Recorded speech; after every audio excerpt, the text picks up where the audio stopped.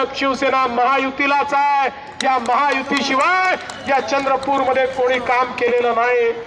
पिण्याच्या पाण्याची योजना असेल, भुयारी गटाराची योजना असेल, रस्त्यांची योजना असेल, पथदिव्याची योजना असेल, सुशोभीकरणाची योजना असेल, 16,000 लोकांना मालकी हक्काचा पट्टा देण्याची विषय असेल, प्रधानमंत्री आवास योजनेतनं घरं देण्याचा विषय असेल, चंद्रपूर शहर बदलण्याचं काम हे या ठिकाणी भाजपच्या नेतृत्वात आमचे सुधीर भाऊ, आमचे हंसराज भैया, आमचे किशोरजी यांच्या नेतृत्वात झालेलं आपण सगळ्यांनी बघितलं।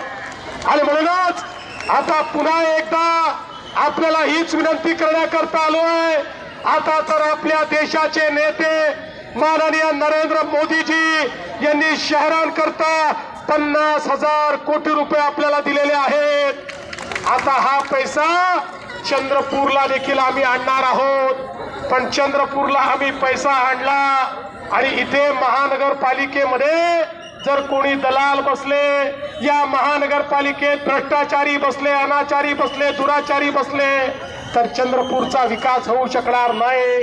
आणि म्हणून पुन्हा एकदा आपल्या सर्वांना विनंती करतो, चंद्रपूरचा कायापालट करण्याकरता या महाराष्ट्रातलं एक अत्यंत आधुनिक शहर हे चंद्रपूर बनवण्याकरता आपण सगळ्यांनी पुन्हा एकदा भाजपा सेना युतीवरच या ठिकाणी शिक्कामोर्तब करावं।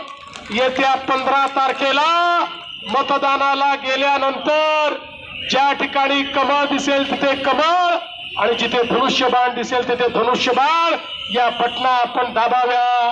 चंद्रपूरच्या जनतेला माझं आव्हान आहे, चंद्रपूरकरांनो 15 तारखेला आमची काळजी तुम्ही घ्या, 16 तारखेपासून 5 वर्ष तुमची काळजी भारतीय